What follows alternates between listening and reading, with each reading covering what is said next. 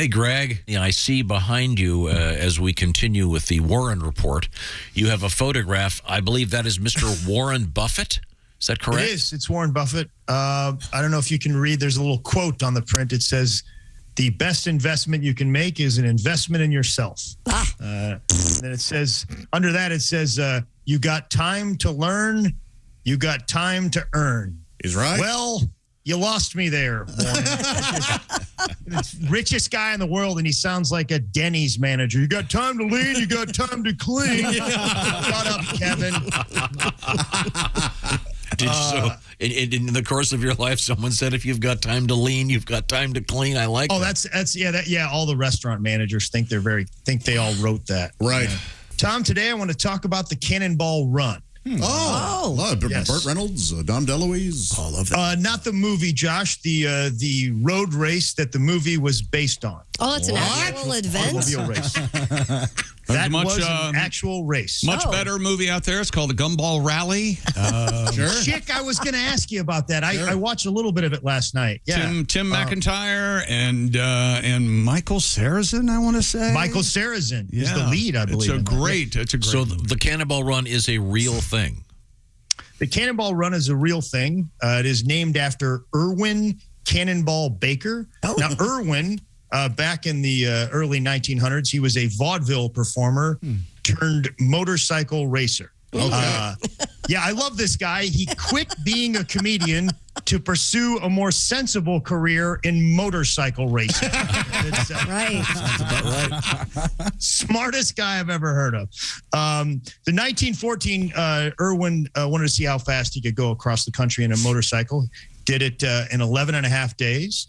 And then several years later, 1933, he did it in a car, kind of like one of those gangster-looking cars, 53 hours and 30 minutes. Wow. Quite Not an bad. improvement. Yeah, not bad. And then later on, Irwin became the first commissioner of NASCAR. But the central character in today's segment is a guy named Brock Yates. And he had some interesting beliefs. He thought there should be a graduated driver's license. He thought, you should pass a set of skills and then you could go faster than everybody else. And then you pass another set of skills and you can go even faster. And eventually we would have like a German Autobahn here in the U.S. that only really safe drivers could drive on. The logic is flawed, I think, because it's like, just because you pass a test in safety doesn't mean that you will be safe after that. Like, I've got a lot of deadbeat, drunk comedian friends, and they pull it together fine every Friday and Saturday night for an hour. For the rest of the week, they're a complete disaster. He wanted to drive across the country as fast as he could. And the first time he did it not as a competition. It wasn't a race. It was what he said, a celebration of the recently completed U.S. highway system and a protest against upcoming national traffic laws. You guys heard it here. The Red Rocker, Sammy Hagar, was not the first one to speak out against the 55. No, he just helped further the cause. Yeah, he did, Josh, and in a great way. In 1971, he got in this van. It was called Moon Trash 2, the van. It was a couple of guys and his 14-year-old son. They got across the country in 40 minutes or 40 hours and 51 minutes. 40 hours? Sorry about that. That's crazy. 40 hours, 51 minutes. The kid's job was to get food at fuel stops. It sounds like an awesome life, like driving 140 with your dad and eating gas station food. Love it. But then 6 months later, he turned it into a race. And that was 1971 again. It was called the Cannonball Baker Sea to Shining Sea Memorial Trophy Dash. It's basically, there were really only one set of rules. You start in New York City at the Red Ball Garage on East 31st Street. That was a 24-hour garage, and they started kind of right around midnight.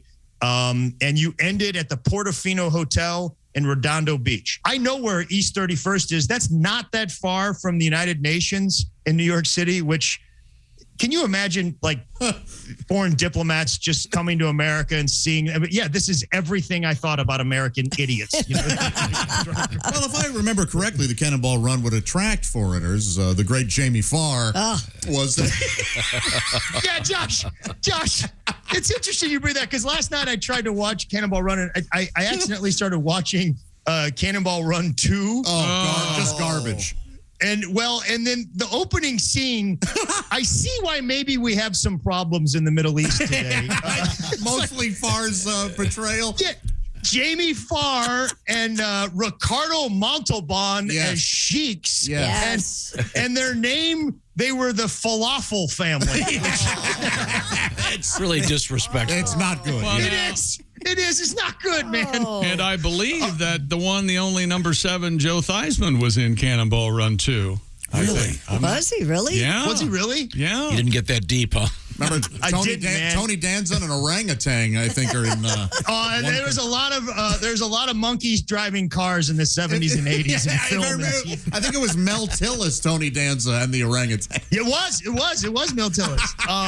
So during that first turn to glide. So sorry. During that first race, Yates actually was in a car with a guy named Dan Gurney, and he won his own race. 35 hours, 54 minutes. That's great. Dan Gurney's probably one of the greatest names in auto racing. So yeah, Dan Gurney. You know, they say your name is your destiny. I don't think I'd be doing 140 if my last name were Gurney. Interesting you say that, Josh, because they ran the race 3 more times in the 70s. And in the last time they ran it was in 79. And Yates actually went in a van that was disguised as an ambulance, which was in the movie. And they got stopped in New Jersey by the cops, and they let him go because his wife was in the back on a gurney. Oh, Yeah. During that race, also, there were a couple of ophthalmologists that had a cooler full of pig eyes that said "Rush to Eye Bank."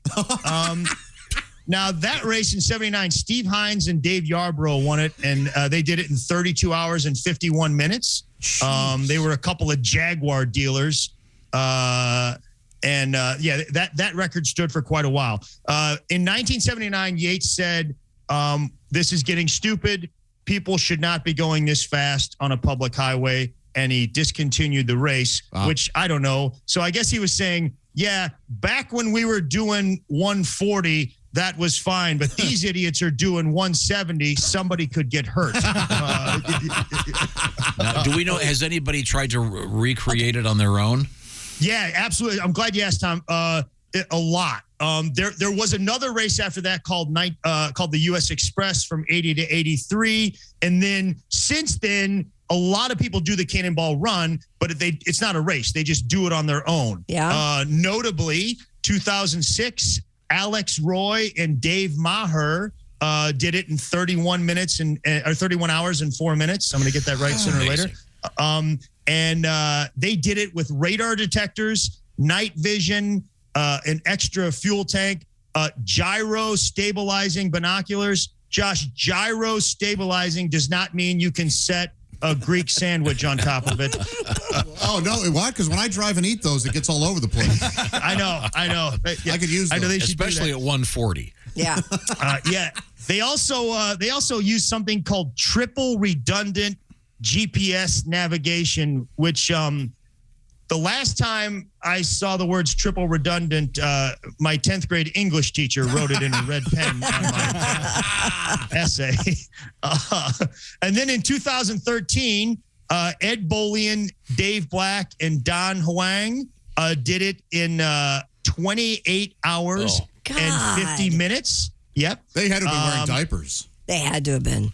I know. I was thinking that, man. I was thinking that, like, how, because I got to go a lot. I got to go a lot. Well, but if you have to get fuel, so whoever's doing the fuel But stop they probably have could run. extra fuel tank. Right. Christy, they have a ton of fuel tanks. Like they stop like once, once or twice, basically. Now, during COVID, the record got shattered because why, Chick?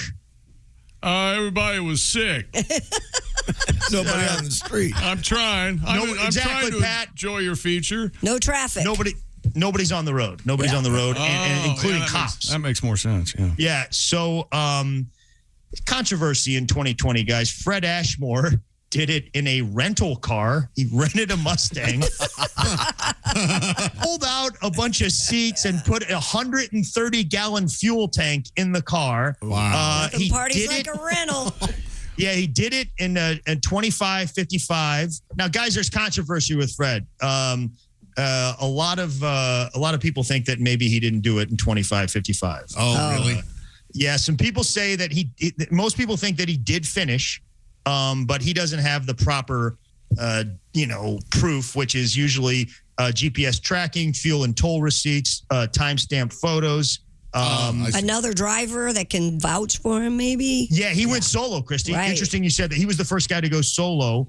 But 2021, Arnie Toman, Doug Tabbitt, Dunadal Dariush, 25 hours, 39 minutes. Well, They did it in an Audi that they disguised as a Ford Taurus. It basically looked like an unmarked cop car. And they had all these spotters. And one of the spotters called them and said, "Look out for an unmarked Taurus cop car." They're like, that's us, you idiot.